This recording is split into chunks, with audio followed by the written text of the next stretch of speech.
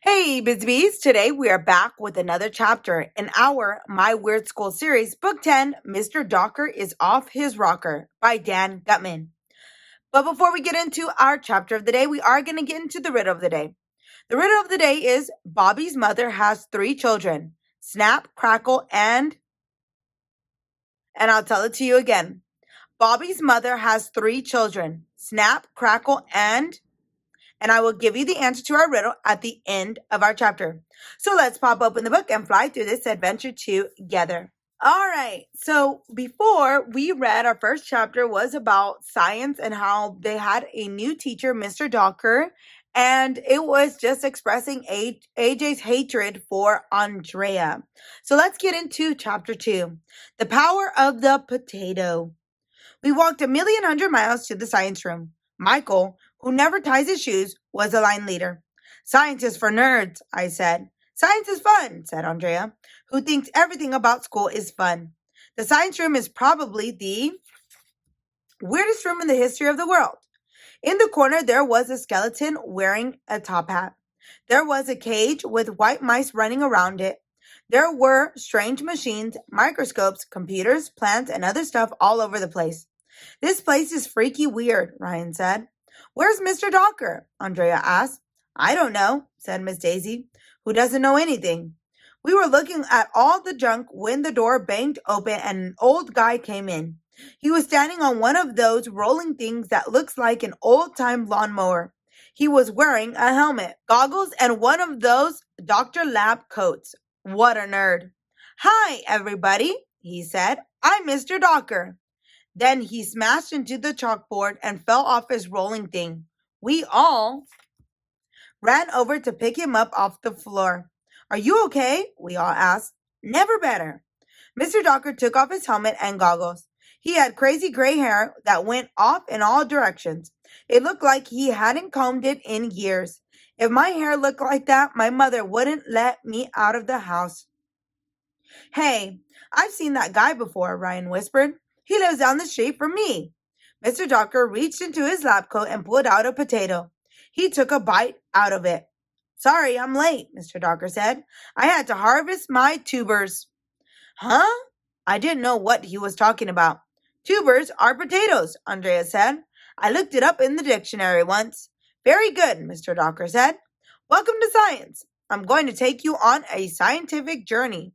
We're going to explore the wonders of our world. The future is in your hands. You will be the scientist of tomorrow.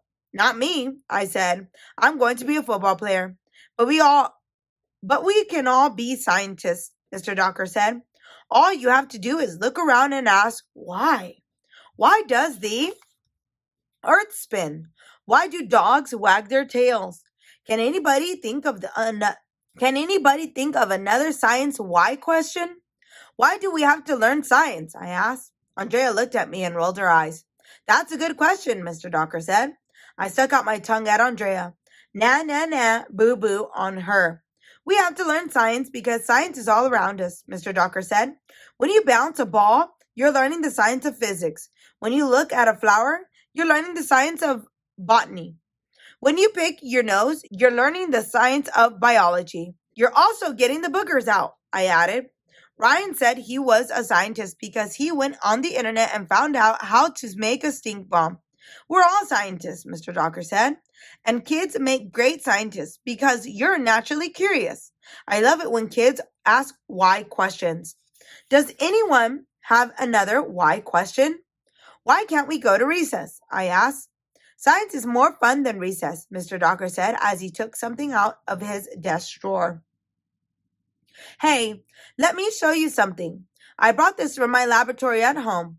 What is it? Asked Emily. It's a potato clock, Mr. Docker said. There are no batteries. You don't plug it into an outlet on the wall. It's powered by the chemicals in potatoes.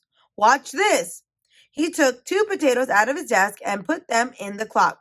Then he took the wires that went in from the clock and stuck them into the potatoes. The little screen on the clock lit up and said 10:15.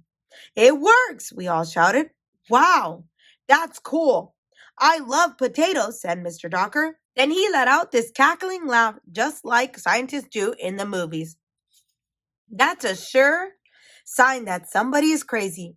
Why did you make a clock out of potatoes? Andrea asked. I wanted to see time fry, said Mr. Docker. Get it? Time fry? Potatoes? French fries? I laughed at his joke, even though it wasn't very funny. My friend Billy, who lives around the corner, told me that if a teacher makes a joke and you don't laugh, they get mad and give you extra homework. So always laugh at your teacher's jokes, no matter how bad they are. That's the first rule of being a kid. But seriously, Mr. Docker said, the Earth is going to run out of oil someday. We'll need to use other forms of energy. Like potato power? I asked. Exactly, Mr. Docker said. Imagine, if 2 potatoes can make enough energy to run a clock, what could 200 potatoes run? Or 2,000? Or 2,000,000? Mr. Docker is a real potato freak. But as he was talking, his potato clock stopped. What time is it? Michael asked. Time to change potatoes, said Mr. Docker. Then he let out his evil, demented, cackling laugh again. Mr. Docker is off his rocker. And that is the end of our chapter for today. Oh my goodness, I'm very interested to see more and hear more about Mr. Docker and his beliefs. Already he performed a really cool experiment, and I believe that experiment to be true. All right, so let's get into the answer to our riddle of the day. The riddle was, Bobby's mother has 3 children, Snap, Crackle, and the answer is, drum roll please, Bobby. Bobby is the last child because if we look back at the beginning of the riddle, it says Bobby's mother has, so it kind of told us he was one of the children. If you like this video, give it a like, and if you'd like to follow along for more adventures, hit that subscribe button, and I will see you on the next one.